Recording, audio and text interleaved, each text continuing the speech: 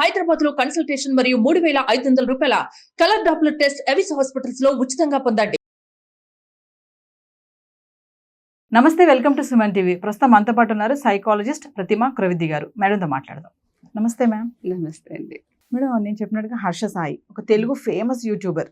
చాలా మందికి సాయం చేశాడు. మారుమూల గ్రామాల్లోకి వెళ్ళి విలేజెస్లో ఉన్న వాళ్ళకి కూడా మనీ డొనేట్ చేయడం, ఒక యూట్యూబ్లో కూడా ఇవన్నీ కూడా చిత్రీకరించడం మనం అన్నీ చూసాం కూడా. మరి ఈరోజు ఇతని పైన ఓ నటి, బిగ్ బాస్తో ఫేమ్ అయినటువంటి ఓ నటి కేసు పెట్టింది. 2 కోట్లు తీసుకుని మోసం చేశాడు, నన్ను పెళ్లి చేసుకుంటానన్నాడు. అదే కాకుండా వాళ్ళ ఫాదర్ పైన కూడా కేసు పెట్టింది రాధాకృష్ణ. వాళ్ళ ఫాదర్ పేరు హర్షసాయి, వాళ్ళ డాడీ. సో ఈ కేసు ఏంటంటే నగ్న చిత్రాలు ఉన్నాయి, ఇవన్నీ బయట పెడతానంటున్నాడు, పెళ్లి చేసుకుంటానంటున్నాడు, నా పైన రేప్ అటెంప్ట్ కూడా చేశాడని చెప్పేసి కేసు అయితే ఫైల్ చేయడం జరిగింది. అంటే ఒక సైకాలజిస్ట్గా వీటన్నిటిపైన ఏమంటారు మేడం? ఇలాంటి కేసెస్ ఎందుకు వస్తూ ఉంటాయి అసలు? చాలా మంచి క్వశ్చన్ వేశారమ్మా. ఎందుకంటే ఇది ఈ మధ్య చాలా జరుగుతున్నాయి. అమ్మాయిలు కొంత మటుకు లొంగిపోవటం, ఈ వీడియోస్ అవన్నీ రికార్డ్ చేయించడం అని అంటే ప్రేమలో పడి మోసపోవటం అనమాట. అంటే వాళ్ళు ఏమన్నా ఆన్లైన్ చాటింగ్, ఆన్లైన్ డేటింగ్ అని అనుకుంటూ ఏదైనా రాత్రిళ్ళు వాళ్ళు ఆన్లైన్ ఇది వీడియో కాల్స్ చేసుకోవటం, వీడియో కాల్స్లో ఈ న్యూడ్గా ప్రదర్శించుకోవటం, ఇవన్నీ చేసి వీళ్ళు తెలియకుండా ఏం చేస్తున్నారంటే నమ్మి వీళ్ళు ఇలా చేస్తున్నారు, లొంగిపోతున్నారు. వీళ్ళు దీన్ని అడ్వాంటేజ్ చేసుకొని ఫొటోస్ క్లిక్ చేసి అనవసరంగా వాళ్ళని తర్వాత బ్లాక్మెయిల్ చేయటం, ఇలాంటివన్నీ చాలా జరుగుతున్నాయి. ఐ థింక్ అందరూ లేడీస్ ఎస్పెషల్లీ ఈ విషయంలో చాలా అప్రమత్తంగా ఉండాలి. అంటే నమ్మడం అనేది ఒక మాట వేరు, ట్రస్ట్ అనేది చాలా రిలేషన్షిప్లో ఎక్స్పీరియన్స్ అయితే తప్ప ఒక మనిషిని నమ్మడానికి ఇప్పుడు వీలు లేకుండానే ఉంది, మీకు అన్నీ తెలుసు. సో అలా ఇప్పుడు ఈయన ఫేమ్లో ఉన్నారు అని అంటున్నారు. సో ఫేమ్లో ఉండడానికి మనకు ఒక క్యారెక్టర్ తెలుసు, బయట పిక్చర్ ఒకలాగా ఉంటుంది. నిజంగా దానం చేసేవాడు, నిజంగా మనుషులంటే ఇష్టపడేవాడు, ఇట్లా అందరికీ దానాలు చేసేటప్పుడు యూట్యూబ్లో రికార్డ్ చేసుకునే అవసరం లేదు కదమ్మా. అంటే ఇది తను ఒక మంచి పేరు రావాలి సొసైటీలో, తనకు ఒక గుర్తింపు రావాలని ప్రయత్నంలో వాళ్ళు ఇలాంటి పనులు చేయొచ్చు. కానీ బ్యాక్ ఎండ్ క్యారెక్టర్ ఏంటో అన్నది ఎవరికి తెలియకపోవచ్చు. సో ఈ బ్యాక్ ఎండ్ క్యారెక్టర్ తెలియకుండా అది నిజం అనుకొని, అంటే కొంతమంది ఇలా చేస్తూ ఉంటారు చూడండి, సహాయం చేసి వాళ్ళు అరే ఈయన గొప్ప వ్యక్తి అని అనుకుంటాం మనం. కానీ బ్యాక్ ఎండ్ చిత్రాలు తెలియక, మనకి బ్యాక్ ఎండ్ క్యారెక్టర్ ఫ్రేమ్ అనేది తెలియకుండా తను పడిపోయే ఛాన్సెస్ కూడా ఉన్నాయి. ఇక్కడ ఇద్దరి పక్షాన మనకి ఇంకా క్లారిటీ లేదు, చాలా రీసెంట్గా వచ్చింది కాబట్టి ఇద్దరి వైపు నుంచి క్లారిటీ లేదు. సో ఒక వైపు మనకి తెలుసు. సో ఒక అమ్మాయి తన మీద రేప్ అటెంప్ట్ చేశారు, లేదా తన వీడియోలన్నీ నగ్నంగా తీసుకున్నాడనో, లేకపోతే తనకి తెలియకుండా రికార్డ్ చేస్తే మాత్రం ఇది చాలా పెద్ద కేసే. డెఫినెట్ తెలిసి అని అంటే ఇది సబ్ కాన్షియస్గా తను ఒప్పుకుంది, కాన్షియస్గానే ఒక పర్సన్కి తను ఒప్పుకునే కదా చేసింది. సో తనకి ఇలాంటివన్నీ జరుగుతున్నాయని సమాజంలో అవేర్నెస్ ఉంది, యూట్యూబ్ వీడియోస్లో ఇలా అప్లోడ్ చేస్తున్నారన్న అవేర్నెస్ ఉంది. మరి మనం తెలియలేకుండా అయితే లేం కదా, అందరం ఎడ్యుకేటెడ్సే కదా. అండ్ జరుగుతున్న ఘోరాలు తెలుసు, కోల్కతా కేసు మనకు అందరికీ తెలిసింది, ఎలాంటి సిచ్యువేషన్లో తీసుకెళ్తున్నా. ఇవన్నీ చూస్తూ కూడా ఇలా చేయటం అన్నది ఇంత పెద్ద స్టెప్ అమ్మాయి తీసుకోకూడదు. ఫస్ట్ ఆఫ్ ఆల్ ఈ ఆన్లైన్ వీడియో కాలింగ్స్లో అన్నది ఇట్లా బయట పెట్టకూడదు. సెకండ్ విషయానికి వచ్చేసరికి నమ్ముంటుంది మోస్ట్ ప్రాబబ్లీ, తినకి ఫేమ్ ఉంది, తనకి ఫేమ్ ఉంది కాబట్టి నమ్మి ఓకే మంచి అతనే కదా అని డబ్బులు ఇవ్వడం ఉంటాయి వాళ్ళిద్దరి మధ్యలో. జరిగి అతను నిజంగా మోసం చేయటం కూడా అయి ఉంటుంది. సో ఇరుపక్షాల్లో చూసుకుని దీన్ని మనము ఇప్పుడైతే ప్రస్తుతానికైతే ఈ క్లారిటీ లేదు కాబట్టి ఇప్పుడు ఎవరిని అనేటట్టు లేదు.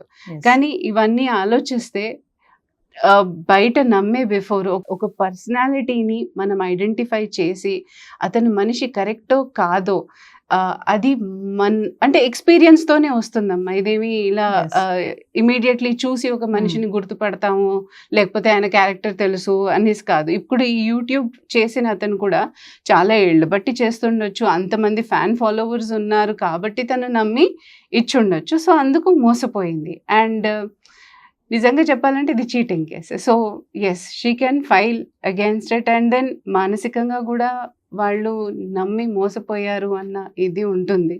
సో ఇది కరెక్ట్గా పిక్చర్లోకి వచ్చి అసలు ఏం జరిగింది అని పోలీసులు కానీ ఎంక్వైరీ చేయకపోతే యాక్చువల్గా తన తప్పో వాడి తప్పో అన్నది తెలియదు అక్కడ.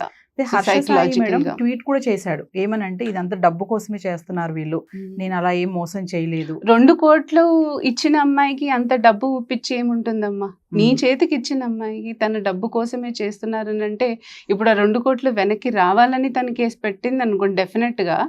సో ఇచ్చినట్టు ఏదో ప్రూఫ్ అయితే ఉంటుంది కదా తన దగ్గర. సో పోలీసులు కానీ ఎవరు కానీ ఎంక్వైరీ లేకుండా అయితే వాళ్ళు యాక్షన్ తీసుకోరు కదా ఈ విషయంలో.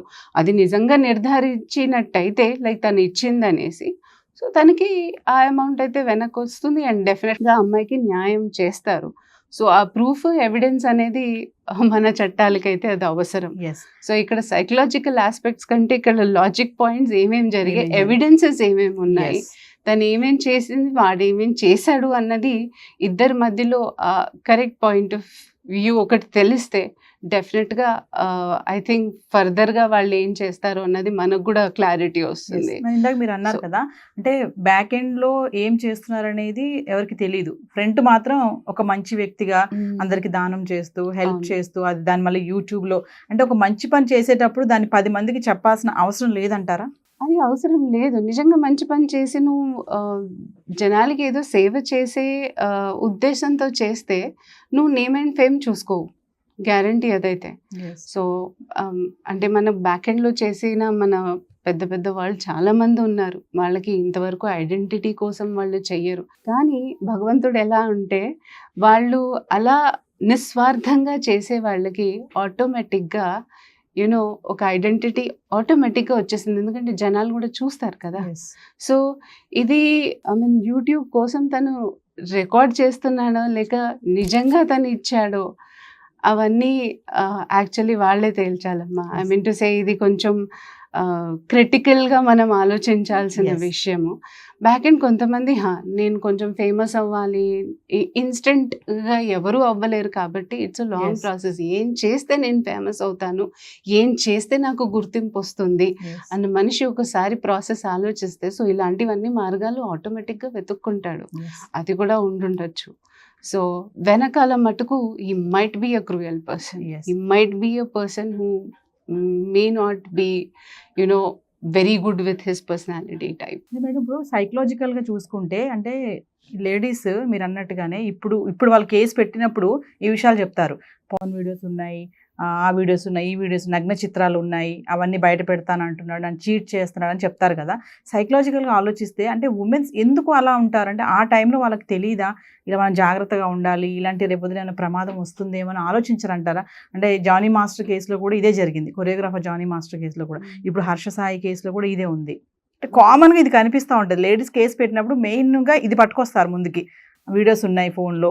ఈ మధ్య ఏంటంటే అమ్మా ఫీమేల్స్కి కొంచెం కోర్టులో కొంచెం ఫేవరబుల్గా వస్తాయన్నమాట కౌంటర్. సో ఇక్కడ మ్యానిపులేషన్ కూడా చేస్తున్నారు, ప్రతి ఆడవాళ్ళని నమ్మడానికి కూడా లేదు. చాలా మటుకు ఈ మధ్య కేసెస్లో ఇది ఇటీవల చాలా కేసెస్ వచ్చాయి ఈ మధ్యలో. సో మ్యానిపులేషన్ కూడా జరుగుతోంది.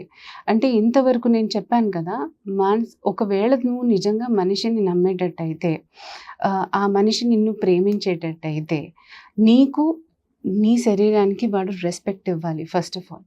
సో ఈ వీడియో ఆన్లైన్ అన్నది ఎలా వైరల్ అవుతుందో తెలీదమ్మా.